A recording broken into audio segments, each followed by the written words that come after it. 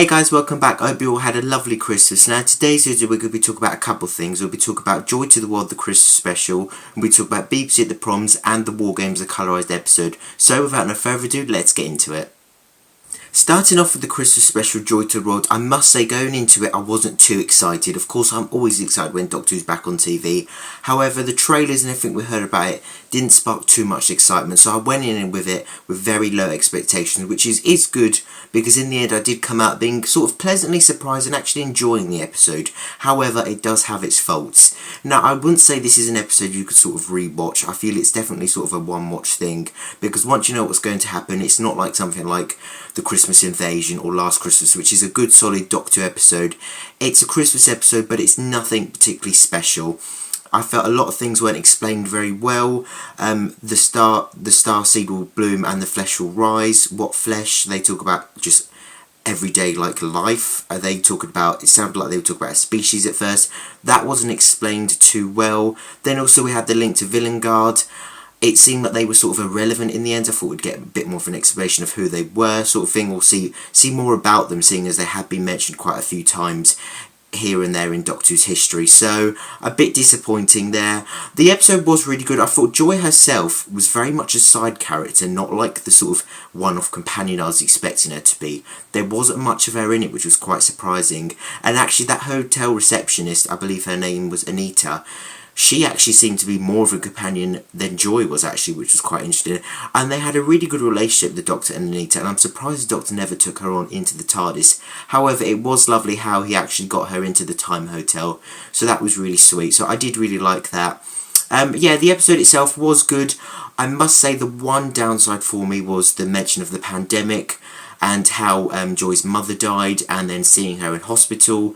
Luckily that sort of thing has never been mentioned in Doctor Who, and I'd actually prefer it stayed that way. I feel like Doctor Who should be escaped from everyday life, and considering they never touched it upon in the Flux in 2021, I'm quite surprised that they have now. The only good thing to come out of it was the reference to the Royal Hope Hospital, obviously where Martha worked, St Thomas's Hospital, so that was a nice reference. But in terms of the Christmas special, it was very good. I haven't rewatched it. I'm not in a rush to rewatch it, just because, again, I feel like it's just a sort of one-off thing that you sort of watch. The man at the hotel helping the Doctor would have also made a really cool companion as well. I really did like the dinosaur scene as well. That was quite cool, although the sort of spit dripping from his mouth didn't look too realistic. So yeah, that was one downside to that. But on the whole, the episode was good, and not a great deal to say. It's not going to be a rememberable Christmas special. Probably one of the weaker Christmas specials, and probably one of the weaker Moffat episodes, particularly one of his weaker Christmas episodes.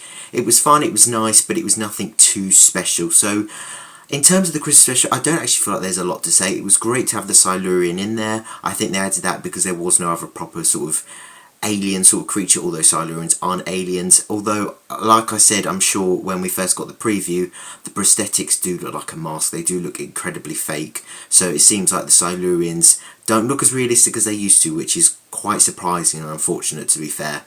So yeah, but it was all good. I was emotional at certain scenes as well. Some of the things that were happening in the story were really sad, but again, not what I was expecting. But however, more enjoyable than I thought it would be, but not the best episode, let's be honest. And I know some people are feeling a bit controversial about the Bethlehem scene, with Joy being the sort of star.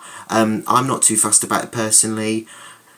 You just sort of got to take it. It's a Christmas special. I mean, the star could just mean anything. I know it's sort of hinted towards that's the star with Jesus and all of that, but that doesn't necessarily mean it has to be. Yeah, it's up to sort of however you feel. So for me personally, I don't really mind it, and I liked how we got Ruby. I could tell that was Ruby even before she turned around. I think a lot of people probably could.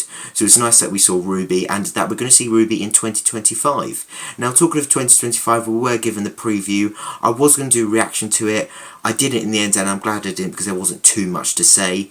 The series definitely looks like it's sort of like, not like the Flux, but like one sort of thread running throughout. I'd love to see, and I've heard it might be happening, that there's a sort of series where the TARDIS can't take the Doctor where he needs to go and take Belinda back, as she's called, Belinda Chandra. So I would love to see that, and it seems like they'll be going to certain places, certain times. The budget seems extremely high. Some of the shots look incredible.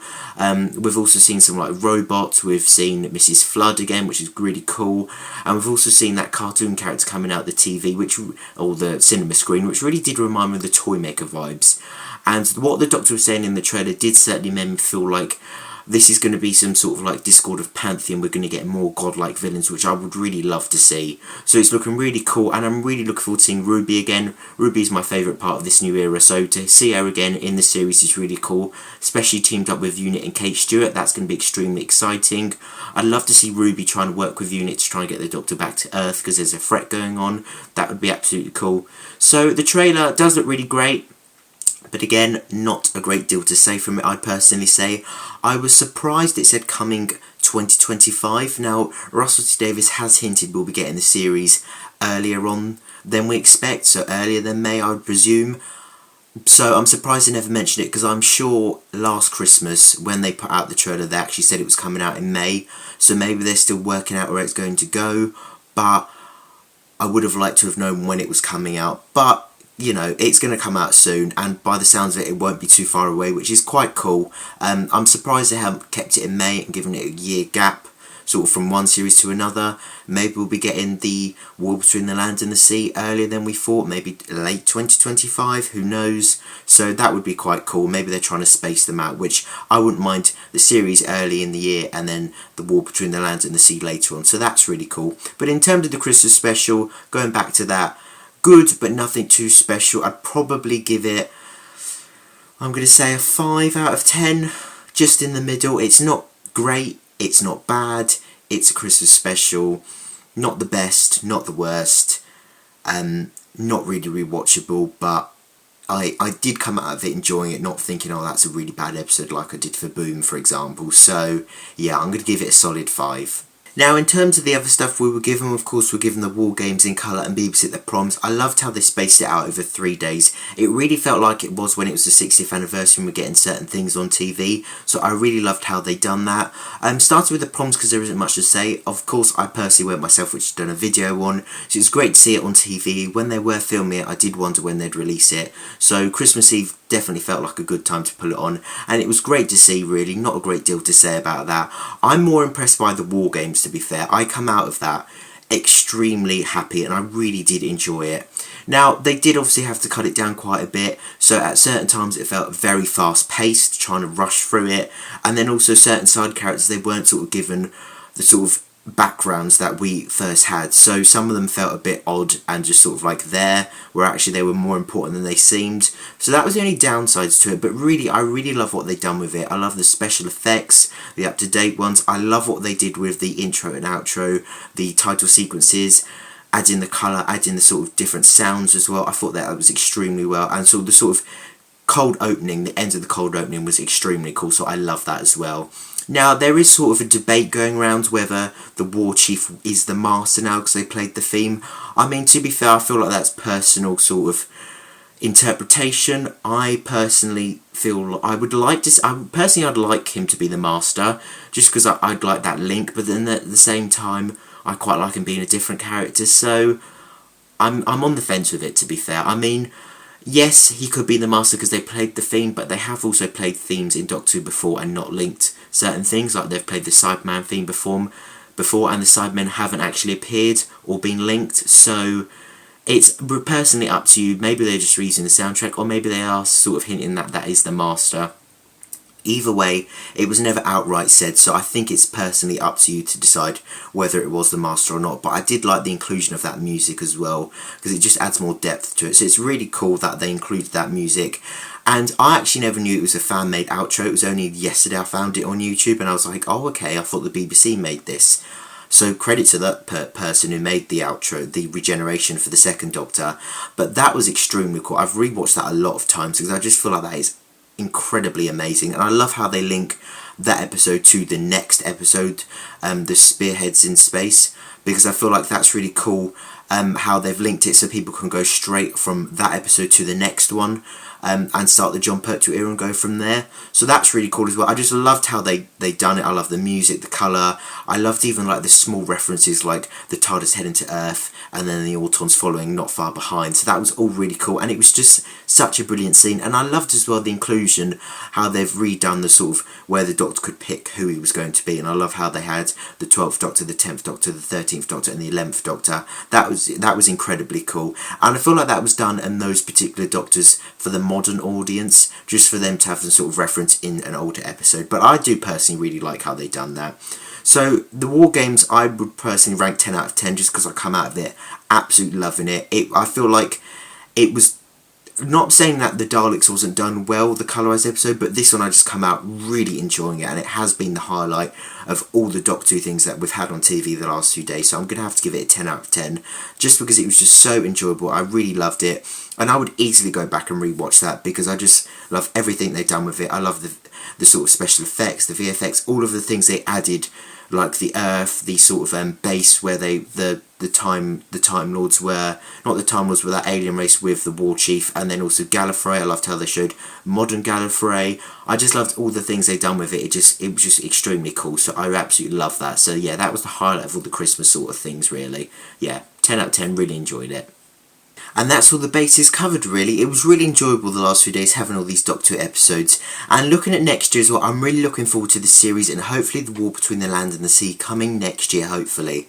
But yeah, I'd love to know what you guys think. What did you think of all three? Did you enjoy the proms? What did you think of the colorised episode of the War Games? And what was your personal sort of ranking and review of Joy to the World? I'd love to know, so let me know in the comments below. And like I said, I hope you all had a lovely Christmas, got some lovely Doctor Who things. I was personally opening Doctor Who things I'd bought over the year. So now I've got the figures, which is quite cool. They both look really cool, actually. If you've got these figures, I just feel the detail on them are incredible. And something I actually bought last month, which I spent quite a bit of money on, was this massive 30-inch plushie Dalek, which actually does talk. You are an enemy of the Daleks. You must be destroyed. Yeah, so that's quite cool. It's really huge as well. I absolutely love that. So yeah, just been opening stuff I've sort of got throughout the year. But I hope you all had a lovely Christmas. Let me know what Doctor Who stuff you got if you had any.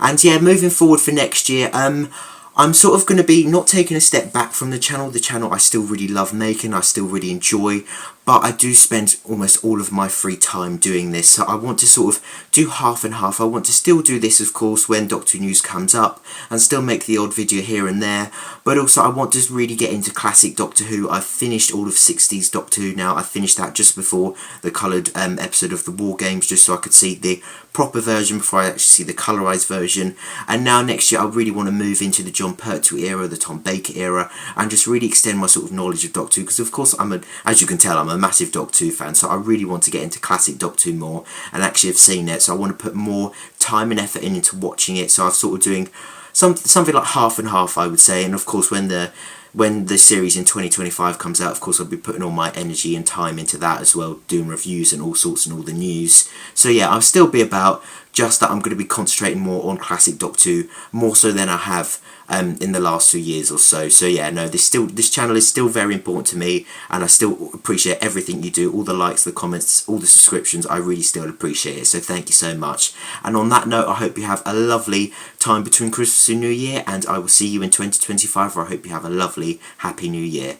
So thank you all for watching. I hope you enjoyed the video, and I hopefully see you in my next video soon. Thank you all for watching, and take care.